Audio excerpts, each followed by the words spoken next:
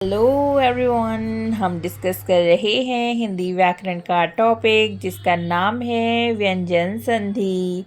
इससे previous video में हमने डिस्कस किए थे रूल्स रिलेटेड टू व्यंजन संधि। और कौन कौन से थे वो रूल्स? बिल्कुल सही कहा, हमने त संबंधित विशेष नियमों के बारे में डिस्कशन किया था और हमने म संबंधित नियमों के बारे में भी विस्तार से जाना था। एक बात का ध्यान ज़रूर रखो कि इन नियमों को अगर आप ध्यान रखते हैं तो संधि पहचानने में आपको बहुत सहायता मिलेगी। आप पहचान पाओगे कि कहाँ पर व्यंजन संधि है, कहाँ स्वर संधि है और कौन से वर्ण का परिवर्तन कैसे होता है। तो चलिए अब हम आज डिस्कस करेंगे कुछ अन्य नियम, जैसे कि ना का ड़ा में परिवर्तन। तो शुरू करें। कमेंट बॉक्स में यस टाइप करो। चलो शुरू करते हैं फिर। री र श से ना का ड़ा हो जाता है, परंतु यदि उसके बाद च वर्ग, ट वर्ग, त वर्ग तथा श और सा आ जाए तो न का ड़ा नहीं होता। जैसे कि आप देख सकते हैं, री जमा न बनता है ऋण। भ र जमा न से मिलकर बना है कौन सी संधि? देखो, भरण। क्योंकि नियम क्या कहता है? री र श से ना का ड़ हो जाता है। और हुआ है कि नहीं इन उदाहरणों में? लेकिन क्या याद रखना है? यदि इसके बाद च वर्ग, ट वर्ग, त वर्ग तथा श और स आ जाए तो ना का ड़ा नहीं होता। अब आप उदाहरण देखिए, जैसे भूष जमा अन्न, तो क्या बना? भूषण।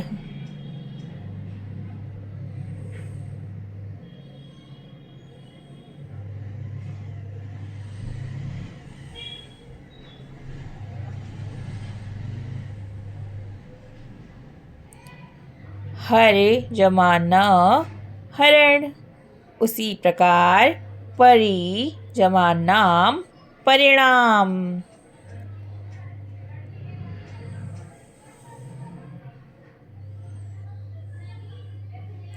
लेकिन इसमें कुछ अपवाद भी हैं, जैसे कि दर्शन, रत्न, दुर्जन, अर्चना, पर्यटन इत्यादि शब्द इसके अपवाद हैं, क्योंकि इन शब्दों में क्रमशः श, ज, त, ज, चा और ट की आने के कारण ना का ड़ा नहीं हुआ है। उसी प्रकार अब हम दूसरा नियम जानेंगे, श का स में परिवर्तन। स से पूर्व अ, आ से भिन्न स्वर हो तो श का स में परिवर्तन हो जाता है। जैसे कि अभी जमा शेख, अभिषेक। वे जमा शम, विषम। तो आप देख सकते हैं कि यदि सहा से पहले अ या आ से भिन्न स्वर हो तो शा का श हो गया है इन शब्दों में। अब इसमें भी कुछ अपवाद हैं, यानी कि कुछ ध्यानपूर्वक आप देखें, जैसे कि अनु जमा शरण अनुशरण। उसी प्रकार वे जमा स्मरण विस्मरण और अनु जमा स्वार अनुस्वार, ये इसके अपवाद हैं। इसका मतलब ये नियम इसमें फॉलो नहीं हो रहा। तो आपने यहाँ तक जाना व्यंजन संधि से रिलेटेड नियमों के बारे में। तो बताइए कमेंट बॉक्स में क्या क्या है वो नियम जो आपने व्यंजन संधि के बारे में अब तक पढ़े हैं। और अगर आपने प्रीवियस वीडियो नहीं देखे हैं तो आप देख सकते हैं कॉन्सेप्ट क्लियर करने के लिए। तो व्यंजन संधि का पहला नियम क्या पढ़ा था आपने? वर्ग के पहले वर्ण का तीसरे वर्ण में परिवर्तन।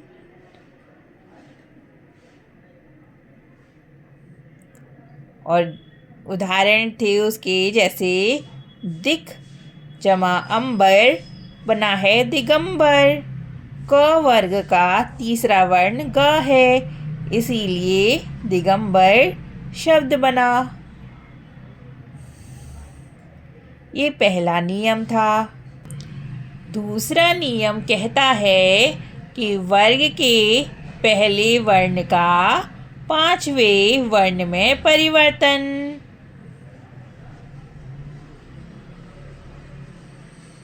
और इसके लिए कौन से शब्द का, कौन से वर्ण का कैसे परिवर्तन होना है, ये डिटेल में प्रीवियस वीडियो में हम डिस्कस कर चुके हैं। तीसरा नियम था त से संबंधित विशेष नियमों के बारे में, और इसमें हमने अलग अलग नियम पढ़े थे।